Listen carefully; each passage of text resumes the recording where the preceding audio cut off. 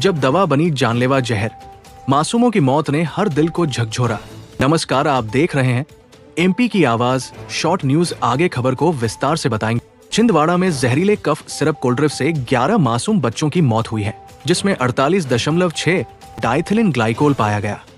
क्या आप बता सकते हैं कि इतनी गंभीर लापरवाही कैसे हुई? क्या इस सिरप की नियमित जांच पहले कभी हुई थी?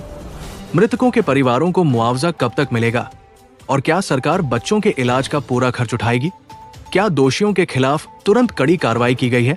आगे इस तरह की घटनाओं को रोकने के लिए क्या कदम उठाए जा रहे हैं? क्या सरकार इस विषय में लोगों को पूरी जानकारी और पारदर्शिता देगी? छिंदवाड़ा में कफ सिरप से बच्चों की मौत का मामला सामने आया है, जिसमें जिम्मेदार डॉक्टर को गिरफ्तार किया गया है 6 बच्चों की और मौत के कंपनी बाद के खिलाफ भी केस दर्ज हुआ है। ये मामला हाल ही में तेजी से सामने आया है और इसका प्रभाव समाज में चिंता का विषय है। इस खबर का व्यापक रूप से ध्यान नहीं गया था, लेकिन इसके गंभीर परिणाम है।